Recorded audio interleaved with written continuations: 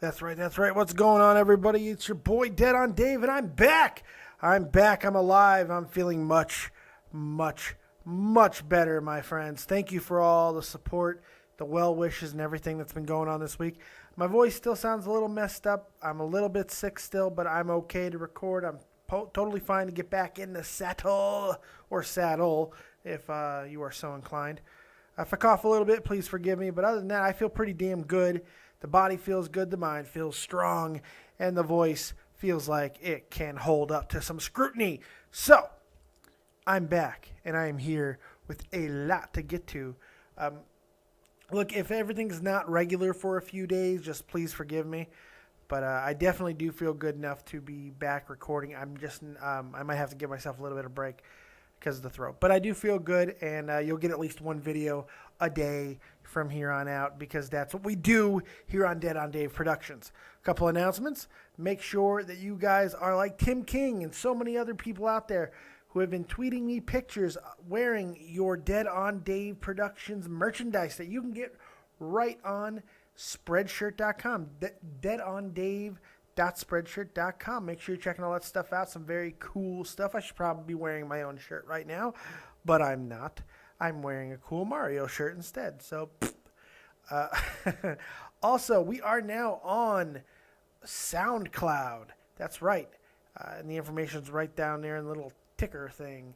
So, we are on SoundCloud, and it is soundcloud.com/Dead on Dave. Very easy. Just search old Dead on Dave and you'll get SoundCloud if you do not want to look at my ugly mug and all these wonderful memes and advertisements that I have going on in the other screen. So if you just want to listen to me on your way to work or whatever, now you have a way to do it on SoundCloud. So what's going on, everybody? I hope everybody has had a big week, a good week. It's been an interesting week in sports and wrestling, and my wife actually had to steal my microphone from me so I would not record this week. So many things I wanted to jump on and talk about. All these rumors, all of these big things that's happened in my personal sporting world, like Chicago sports. Some huge things that has made me sad. But it's been a big week for wrestling. It's been a crazy week.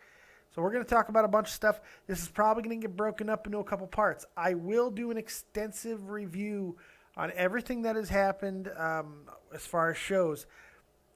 I will do that. There will be a SmackDown review and an NXT review, all of that. It'll be just one giant review show, and it'll probably happen later on today. I'm going to get back into doing the full review for each individual show like SmackDown with Jeff Huffman next week when I'm back on a regular schedule and I know that I'm not going to, die. So that's an important thing. By the way, I did have a respiratory infection. Now, it was a flu, and then it progressed into something else, and it was a long freaking thing. Thank you guys so much for all the well wishes and the comments and the tweets. I mean, it was awesome. Thank you guys. I appreciate it. So, yeah, we got all that stuff going on, and I completely forgot where I was going for a moment. That's okay, because we'll start. Oh, yes, the review shows, that'll all happen in one big jumble here. But what I wanted to do right now was to jump back in the water and talk about all the major stories that has happened this week. And I guess we could start with a quick overview. I want to just do a quick overview of Fastlane and my thoughts on that and kind of move from there.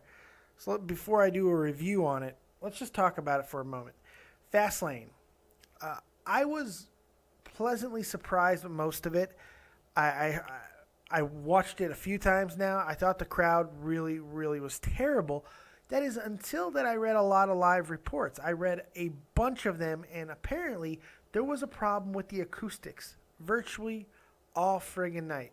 And if you go back and you listen to it, it actually does make a lot of sense, especially during the Triple H Sting segment. The way you could hear things you wouldn't normally would, it just sounds like the acoustics in the entire arena were just completely jacked up. So apparently the crowd was not a dead-ass crowd, and they were not a terrible crowd. It was actually a pretty damn good crowd. So an apology to the Memphis crowd. I think that they deserve a little bit of love and affection there because apparently it was a very good crowd. So, Fastlane overall, I enjoyed it more than I thought I would. There were some good surprises, some good changes. I think the tag titles changing hand was great.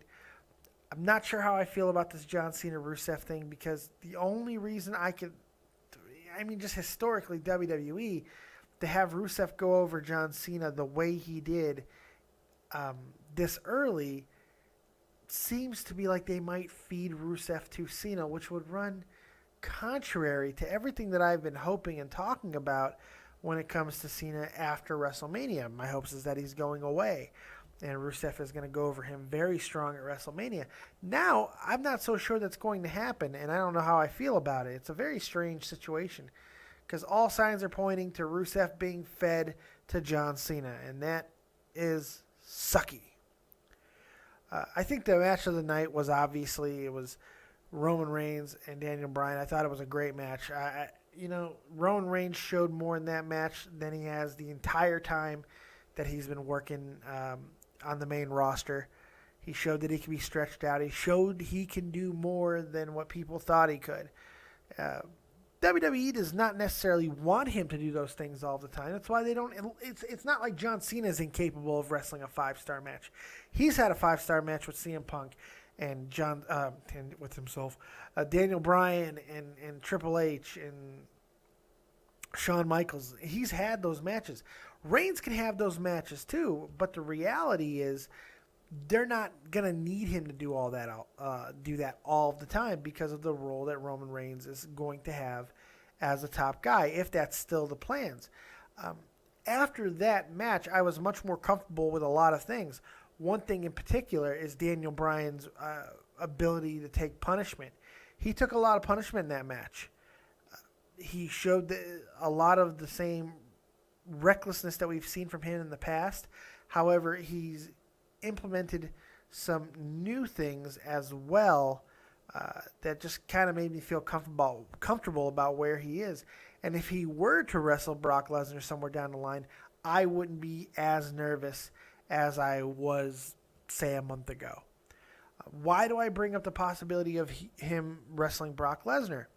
Well, real simple. That leads me into the biggest story of the week, I think, for most people, is this ridiculous thing that happened on Monday Night Raw. A very weird Raw, by the way, to touch on that real quick. Very strange, disjointed, more strange than usual. The promos were weird. Everything seemed to be a little bit off. It wasn't a bad Raw. I really hesitate to say it was a bad Raw. I fell asleep the first hour, to be honest, but I felt it really picked up towards the end.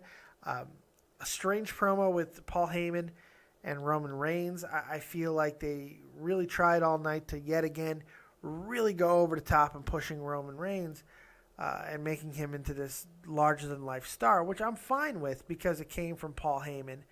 I'm fine with that. The fact that it came from Paul Heyman, because when he says things, the way he says them, he sells them. But the fact that it's coming from Paul Heyman, especially with the whole "my money's on Roman Reigns" thing, you take it with a grain of salt because you never know what Paul Heyman's trying to say underneath the words that he's saying. Excuse me.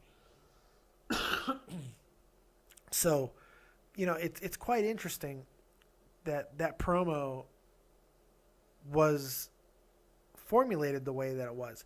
However, that being said, Roman Reigns' side of that promo was phenomenal, and it was really good with Daniel Bryan as well. Daniel Bryan gave a very strongly passionate promo, and all of this led credence to a rumor that came out later that night and later on throughout the week.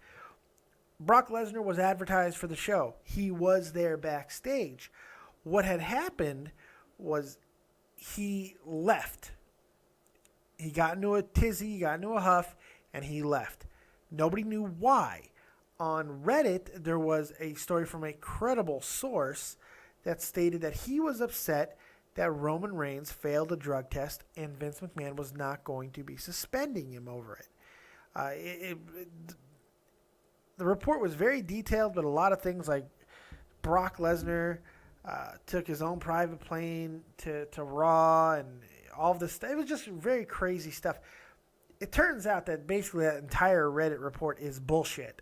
Not only did the WWE come out and state that it's just not correct, which, let's face it, that is the right thing for them to do, even if they wanted to cover it up, which I don't think they are. The report just doesn't make a lot of sense in a lot of ways. One, the WWE has suspended top guys for drug violations, even if it's just weed, Randy Orton and others, in the past. Now, granted, guys like Randy Orton and Jack Swagger, who were in main event pushes and stuff when they have had, I don't even know if Randy Orton had anything to do with weed, to be honest, now that I think about it. I'm not sure that he ever had a... Did he? I can't remember. I know. Well, obviously the one that comes to people's minds the most is the Jack Swagger and the Rob Van Dam incident, and Jeff Hardy as well. They don't have a problem with suspending guys and ending pushes, and in some cases taking titles off of guys if they're failing drug tests and going against the wellness policy. Now, that being said, with some of these other guys, there has been mitigating circumstances that made the situation a little bit worse. Like I was saying, I for some reason I thought Randy Orton might have smoked some weed in the past. That may not have happened, but he has been suspended for conduct. And I know that if there was any weed use or any drug use, I know that there was that also to tie into it. Swagger, his weed stuff also had happened in conjunction with driving under the influence. So, getting pulled over and arrested there's a difference, and obviously that's a bigger deal. That being said, I'm going to have to believe that if Roman Reigns failed a drug test, especially if it was not just for weed and it was for anabolic steroids, which what people were saying, that the WWE would take action. Why jeopardize your credibility that you've struggled so hard to maintain and to build back up since the 80s for this? It doesn't make it, that just didn't make any sense. So that was the first red flag. Second red flag was there was just too many weird things in the story that didn't make sense. For one, it's common out, it's in the contract, you can read it for yourself. The WWE must provide a private plane to Brock Lesnar for events. Brock does not use his own plane. He does not use his own gas, so it's not like he's going to be pissed off for those reasons. So that didn't make any sense. Another is, why would Brock Lesnar, who has never showed any backstage political maneuvering for these type of things in the past, be angry over something like this? Just did not make any sense whatsoever. And those were just things that were standing out to me that just did not make sense about it. It would have made a very interesting story and and I'm not saying that it didn't happen. It's very possible that it comes out in a few days that it very much did happen. And if it did, it would be a crazy story, and it would obviously send WrestleMania into flux. Now, the story that is coming out now, and the one that makes much more sense, is Brock Lesnar left because of contract situation. Now, you might be asking yourself, well, wait a second, what contract situation? Because he's leaving WWE in a couple of weeks, after WrestleMania. Now, I've been saying for a while, I didn't think that was going to happen. Why? Because it didn't really make sense to me for him to leave. Now, yes, he's gotten into shape and all that stuff, and all that could be very possible that he could be going to UFC. I felt that that was never going to happen because he's 38. He'll be 38 by the time he were to go back. And then after a training camp, he'd be 38 and a half and all this stuff. For a payday that he would get, which wouldn't be that substantially more than what he would get from WWE, it just doesn't make any sense for him to go back at this time, especially with this very successful run that he's had within WWE. So it does not surprise me that there has been contract negotiations by both sides to get him to stay longer within the company. It makes total sense. Why not use the last couple of years you have to go ahead and do these things? Look, the fights that he would get right now in MMA are not too different from the fights that he would get at the age of 40, 41 if he were to want to go back to UFC then. He's not going to make another run at a title right now. It's not going to happen. He's not going to be Junior Dos Santos. He's not going to get fights with those guys. He's not going to get fights with Cain Velasquez. He's going to get fights with guys like Frank Mir, who's been calling him out. He might get a Mark Hunt. He might get guys like that. I don't even think they're going to put him back in there with Overeem because it just doesn't make sense at this point. Maybe a Bigfoot Silva, something like that. Guys that he could probably handle quite well. Guess what? Those fights will be there in a couple of years. He doesn't need to go back now to satisfy that desire to compete in MMA again. Those will be there down the line.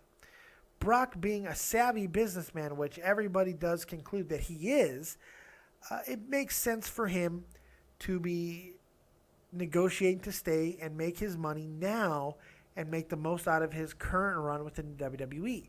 Now here is the issue. Apparently, the negotiations have been going very, very well up until this point, but there was one negotiating thing.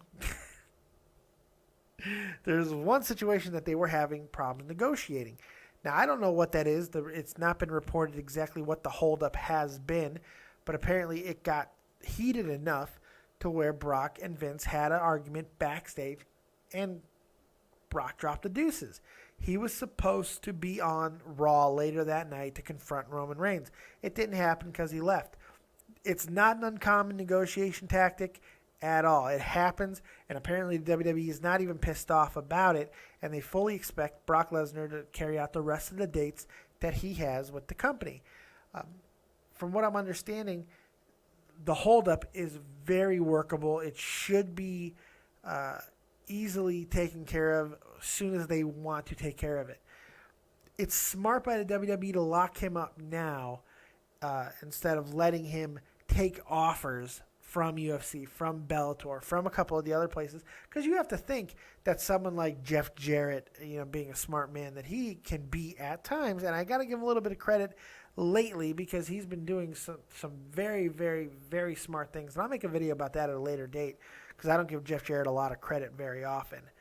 But even a federation like Lucha or New Japan, anybody would be daft to not make an offer to Brock Lesnar. He would be the biggest free agent coming off of one of the biggest years that anyone's ever had in wrestling. Let's face it, he may not have been on TV enough, but who has done more by being seen less than Brock Lesnar? In fact, the biggest complaint people have had about Brock Lesnar is there has not been enough Brock Lesnar. I mean, that's it. That you're doing something right when that's the complaint.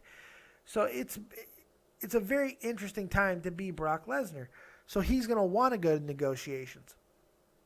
WWE's going to want to try to lock him up now, which makes the most sense because I think they're also starting to come to the realization that maybe we should pump the brakes on Roman Reigns a little bit, which is not a bad idea. Look, I have no problem with Roman Reigns going over Brock Lesnar because I see the upside.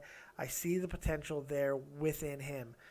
I do think he will continue to get better. He's shown so much improvement in the ring and on the mic that I don't have a problem if he were to become the guy now, mainly because of all the talent he has around him to help elevate him. Daniel Bryan, Dean Ambrose, Seth Rollins, all the guys that are coming up from NXT, and guys that might be signing as free agents. They've made an offer to Samoa Joe. It's very possible Samoa Joe might be coming over at some point. Yes, I know that he has signed to show up at the 13-year anniversary of Ring of Honor. He might work more dates, but he's not going to be under contract with any of these guys until he works out where he wants to go for the long term. And WWE seems to make a lot of sense for him. So there's just so many things that are going on right now on the talent level for the WWE that I'm very comfortable with Roman Reigns being the guy if that needs to be the case. However, I also have no problem if they want to pump the brakes on him and possibly do something like have him lose to Lesnar, let Lesnar's title reign continue, which would be friggin' epic because it would be a surprise no one would be expecting.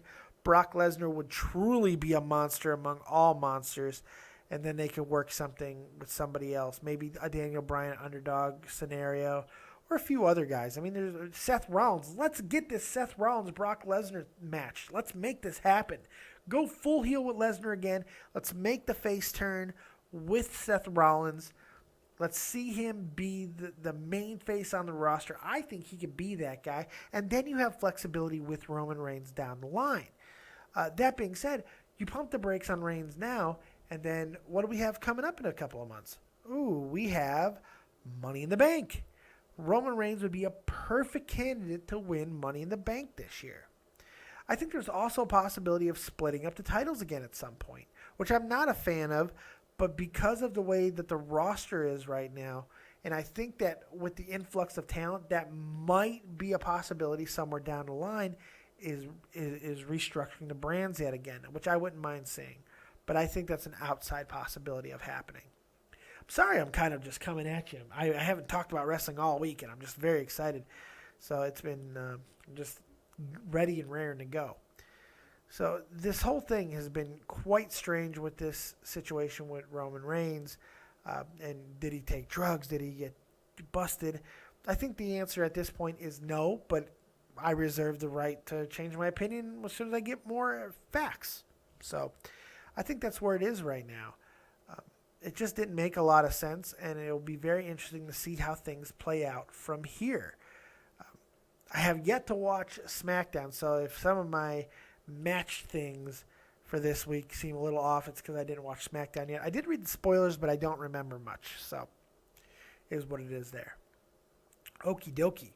Let's talk about some other things that are going on. We also had the hashtag Give Divas a Chance, which was basically started by Mick Foley, and it got a hell of a run with a lot of people calling for more time to Divas, which I'm all for. Of course, this is really happening because of the amazing women's wrestling that's going down in NXT. And the logical thing that people would ask is, well, if it can happen in NXT, why isn't it happening on WWE television? Well, I think the problem is talent. And maybe some people are going to kill me for that and say, are you crazy? Well, let's look at it for a second. Who is up there right now that is just always giving super, super, super matches? Paige, who even in her limited amount of work that she does get, has shown incredible ability to always perform at a top level. Nikki has gotten a lot better. And Natalya. Other than that, Alicia Fox is not consistent. Naomi is wildly inconsistent. Emma came up and was just a terrible failure. All these things happen. So I think once the talent from NXT does come up to the roster, we will see another shining period for the Divas division. Just like there was before when they had the women's wrestlers that... And it wasn't even all that long ago, keep in mind, where there was some very intriguing women's wrestling going on within WWE. I'm talking with Melina and Michelle McCool and even Layla. The whole Laycool thing was interesting. The comings and goings of Karma, even though she didn't have I'm not even sure if she actually had an actual friggin' match during her time, just run-ins and her little appearance at the Royal Rumble. Kelly had a nice run, and she was never fantastic in the ring either. Mickie James wasn't there all that long ago. There was a lot more focus on the Divas division when there were divas that had the talent to warrant that type of attention. Now, I'm not saying that is a good reason to not give them proper attention on television. That's not what I'm saying. I'm saying is I understand the thought process to go ahead and take some of the time away to allot it to other things. Because there's been enough instances in the recent history where when given enough time, the Divas have simply not performed. Now, that can change very easily with proper booking and more talent being brought up to the roster. There have been people that have been on the free agency wire. You know, Mickie James could have been brought in anytime. Karma could have been brought back at any time. There are people. They had Gail Kim there, and they didn't use her. So, look, there are plenty of instances in which the WWE has obviously dropped the ball with Divas, even when a lot of the women wrestling did have a more of a focus, 5, 6, 7 years ago. I think it's going to happen again. I think we are building towards that. And Vince McMahon responded, which he does not do very often on social media, to this whole thing. And he said, just keep watching, stay tuned, because something is building. That is an indication to me, yes, it could be a brush off, it could be a corporate answer. I don't think it is, though. I think that people do not give Vince enough credit to him seeing the trends, especially within the last 15 to 20 years, seeing the trends within wrestling and reacting when he needs to, when that proverbial gun is to his head. But he's also done it at times without having that gun to his head. He's also shown the willingness to push talents when the talent is there to be pushed. And I'm thinking with the influx of ability that we are seeing in not only the women's but also the men wrestlers as well, we're going to see a better product. And in fact, it's hard to argue that we haven't recently. I know a lot of people are going to complain about this or this and some of the weird things that have happened. But there's been a lot of good wrestling, and the pay-per-views have mainly delivered in the past 6 months. It's been a lot better than it was before. The Raws, a lot of TV time, yeah, it's not always fantastic. But for people to go on these tangents of which they are, I find it a little bit forced from a lot of people. A lot of people who complain about wrestling continue to say the same thing over and over and over, and there's really no substance to it. It's because I'm not even sure how many of them are even watching the product enough to know where the deficiencies are. So it's very weird. You got to listen to people when they're talking. Don't just say, "Oh, WWE sucks." That's it. No, you got to listen and hear and watch for yourself and really start to garner an opinion. And I think that's the important thing when we're talking about that. So we had that story. That was huge. Also, AJ Lee attacked Stephanie McMahon on Twitter about the pay issues within the WWE.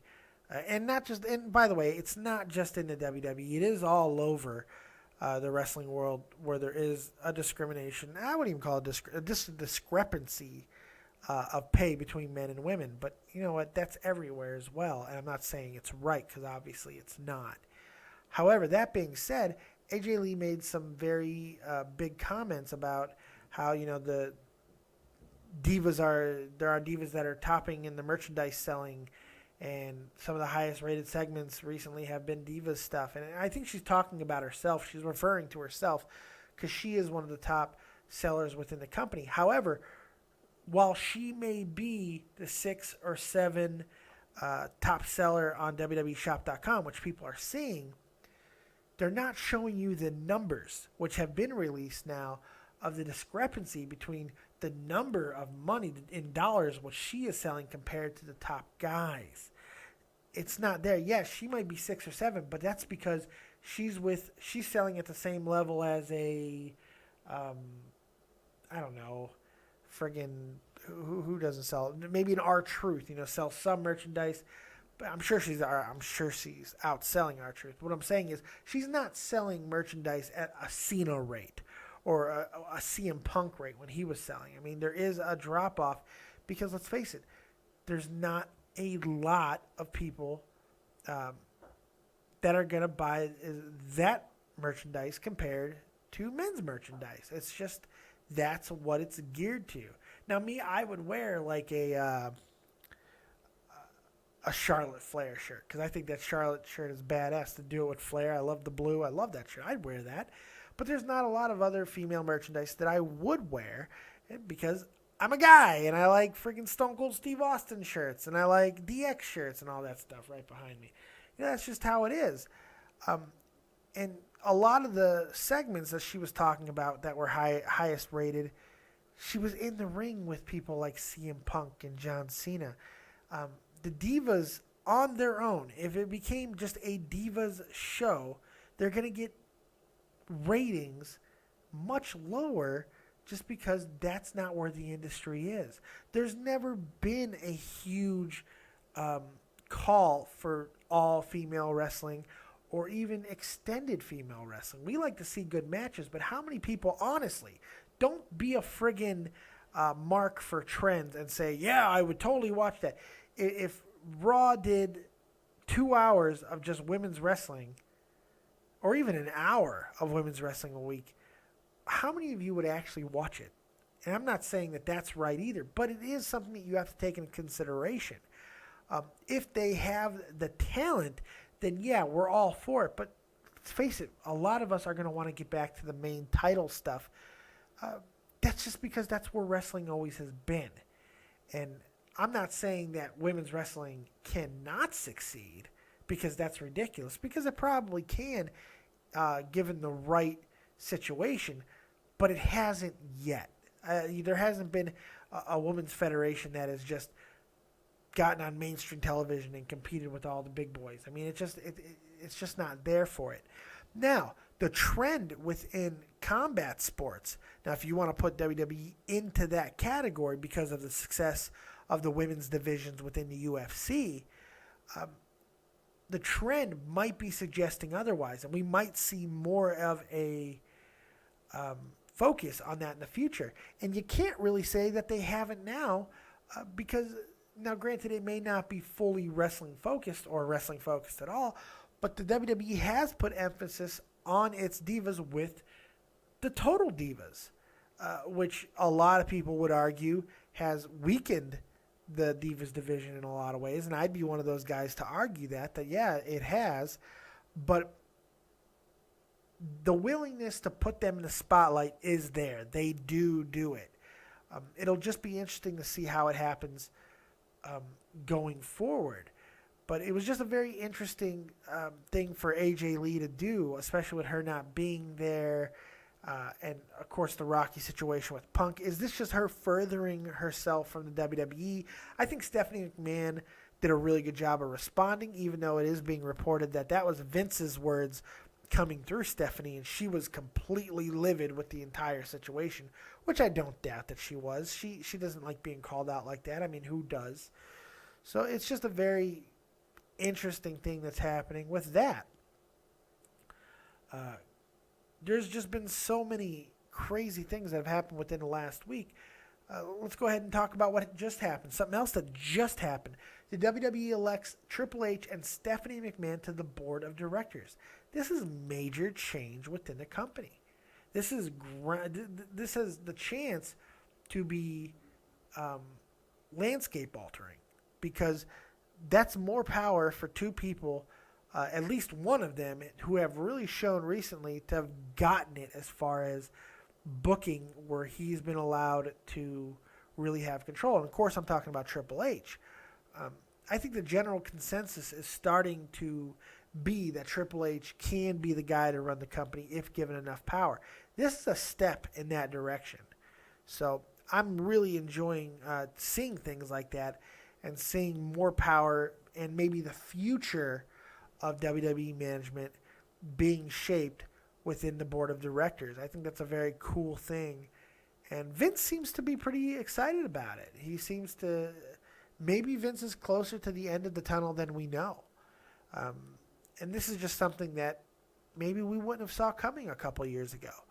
But the older that he gets, the more success that I think NXT has and things of that nature, you have to take notice. And, of course, the backlash within the IWC and other things against Vince McMahon and the current product, I'm sure that goes a long way in influencing some of the decisions that are made as well. So there's just a bunch of things I think to look at when we talk about that. Another big announcement that I wanted to get to real quick before we get up out of here for this first break is Bad News Barrett. Bad News Barrett has just been confirmed, and it's been announced that there will be a ladder match for the Intercontinental title at WrestleMania 31. It looks like we will get a Money in the Bank style match for the Intercontinental title, and it's going to have multiple superstars. And it looks like it's probably going to be all the guys who have been beating him recently. R-Truth, Dean Ambrose, and possibly Dolph Ziggler and Daniel Bryan as well. I can see Dolph Ziggler getting into this match. Daniel Bryan just beat him too. So it's just, there's all these interesting things. People who keep beating Wade Barrett. How many people are they going to put in this match? And is it something that you want to see? I don't think it's very surprising that they're doing this title hot potato thing right now with Dean Ambrose stealing the title. And I know they did an angle with that where R-Truth stole the title and gave it back to Dean Ambrose on SmackDown. I think that's kind of a way to set up the ladder match as well. I think it's pretty damn interesting. And it could be the match of the night, to be honest, with all the talent that is in there. I think it does dash the hopes of having an NXT style ladder match and maybe even an NXT match at all on the main card. I still think there's a possibility of having an NXT Battle Royal or maybe even NXT title match on the pre-show, but I think that it's starting to show that they're probably not going to have them on the main card. And I think there's a lot of reasons for it. None of them are very good, such as, they might show up the main roster. The main roster needs to be fucking shown up. Let's be straight about that. Finally, before we get up out of here, this will be the first break, and then I'll do another show a little bit later. I want to talk about a couple of returns real quick. Rhino and the Brian Kendrick, who have returned to WWE within the NXT, and what it means. First, Rhino looks amazing. For 39 years old, Rhino looks absolutely fantastic. He brings credibility. He's going to top star power as well. That's what he also brings to work with some of these guys down NXT. I think that's a great thing. I think it's awesome. If he's going to be working with guys like Balor and Owens. And it looks like he's going to be going for the title at some point. This is great. A guy like Brian Kendrick as well. I love seeing down there. He worked a fantastic match with Finn Balor in the main event on NXT. I thought that was a lot of fun to see. I think there's a lot of cool things going on. And this willingness to bring in older guys and putting them down in NXT to work with the younger guys, I think is a cool concept. And I like that they're going outside of the WWE roster now to guys who weren't currently on the WWE roster, on the main roster, to bring them down to NXT to work with these guys and possibly rebuild their careers. Because NXT is becoming a proving ground of sorts. Some of the best talent in the world, a good chunk of the best talent of the world is, if not going to NXT, is showing a lot of interest in joining WWE because of NXT. NXT has a chance to be revolutionary in a way that we haven't seen before. If you want a real challenge to the throne of WWE, look down in NXT, which could be competition from within itself, as long as they don't try to do too much, and that's always a possibility of it happening. It's a very cool thing what's happening down there, and the guys that are coming in and working and enhancing, because I think these guys are enhancement talent at this point. It just shows a lot of chutzpah and smart thinking, smart forward thinking by the WWE. And possibly even a sign of things to come for a guy like Samoa Joe. Samoa Joe can easily start down in NXT. I don't think that there's necessarily a main roster, like main event spot for Samoa Joe within WWE right now. I'm not sure if he's the type of guy they want up there with the main guys at this point, but I'm certain that they want him wrestling guys like Owens and Zayn and Neville and Atami and Balor down in NXT. There's no question in my mind about that. Why? Because it's little risk, high reward. And those are the things that Vince loves to do more than anything else. Little risk, high reward. I mean, how can you get better than that? So look, that's going to do it for this episode right now. I guess this is a daily focus. Call it whatever you like. I got a lot of other things I want to talk about. UFC stuff, baseball stuff, basketball stuff, hockey. I got a bunch of things, including a full-on review of NXT, Fastlane, and Raw, and SmackDown. I'm going to do all together at some point, but the throat is starting to get a little bit sore, so I want to take a break. So thanks for joining me on the first show back. I really appreciate it. Hope you guys enjoyed it. Make sure you check us out on SoundCloud now, Dead on Dave on SoundCloud, and deadondave.spreadshirt.com for all your merchandise needs.